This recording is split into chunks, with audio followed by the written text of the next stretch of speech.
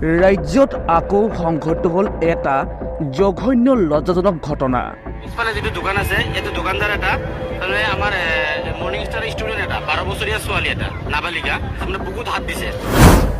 এইবাৰ দোকানৰ ভিতৰত ছাত্ৰীৰ সৈতে অপকৰ্ম লম্পট দীপ বৰ্মনৰ। ঘটনাটোক কেন্দ্ৰ কৰি সংঘটিত হ'ল এক উত্তপ্ত পৰিস্থিতি। ৰাজ্যত ইটোৰ পিছত সিটো জঘন্য ঘটনাবোৰ মাৰ নযাওঁতেই পুনৰ সংঘটিত হ'ল এক জঘন্য কাণ্ড। এইবাৰ খাৰুপেটীয়াত দীপ বৰ্মন নামৰ এটা দোকানীয়ে এগৰাকী নাবালিকা ছাত্ৰীক দোকানলৈ ফুচুলাই মাতি নি সংঘটিত কৰিলে ঘৃণনীয় কাণ্ড। আৰু তাৰ পিছতেই ঘটনাটোক কেন্দ্ৰ কৰি উত্তপ্ত পৰিস্থিতিৰ সৃষ্টি হয় সমগ্ৰ অঞ্চলটোত। আমাৰ ইয়াতে মৰ্নিং স্টাৰ স্কুলত আমি বাচ্চা দিছোঁ। আমি বাচ্চাটো স্কুলত থৈ পেলাই যেতিয়া আমি বাহিৰত ওলাই আহিছোঁ, আহি ইয়াতে বহুত ভিৰ দেখা পাওঁ।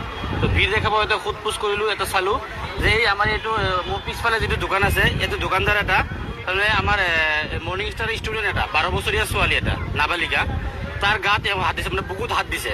হাত দিয়াৰ কাৰণে এইটো ছোৱালীটো আৰু এসপ্তাহ আগৰ পৰা এনেকুৱা কৰি আছে, কিন্তু আজি অলপ ভালদৰে কি কৰিছে নাজানো। তো ছোৱালীটো কান্দি দিছে, কান্দি ঘৰত গুচি গৈছে। তাৰপিছত চালোঁ আমি বহুত মানুহ ইয়াতে দেখা পাইছোঁ। তো ছোৱালীটো কান্দি আছে আৰু মানুহে হুলস্থুলি কৰি আছে। এই তাৰমানে কিছুমান মানুহ দোকানৰ সন্মুখত থিয় হৈ দোকানদাৰখনক ভিতৰত ৰাখি দিছে, ৰাখি ইয়াতে মানে বাধা দিছে যাতে মাৰপিট কৰিব নোৱাৰে। আমি আহি এইটো চাইছোঁ। তো 12 বছৰ ছোৱালী এটাৰ গাত যদি হাত দিছে, তো এনেকৈ এটা ষ্টুডেণ্ট আজি কৈছে, এনেকুৱা আৰু কিমানটা কৰিছে আমি নাজানো।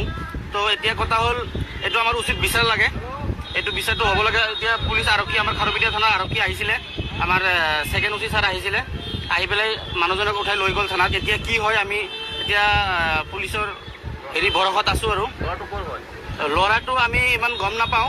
এই আমাৰ সন্মুখত যে আৰু এটা দোকানদাৰ আছে মা শাৰদা ষ্ট'ৰ, তাৰে ৰিলেটিভ কিবা ফুলখালা বুলি লাগে, তাৰ দোকানৰ কৰ্মচাৰী। নামটো আমি গম নাপাওঁ। দীপ বৰ্মন, নামটো হ'ল দীপ বৰ্মন।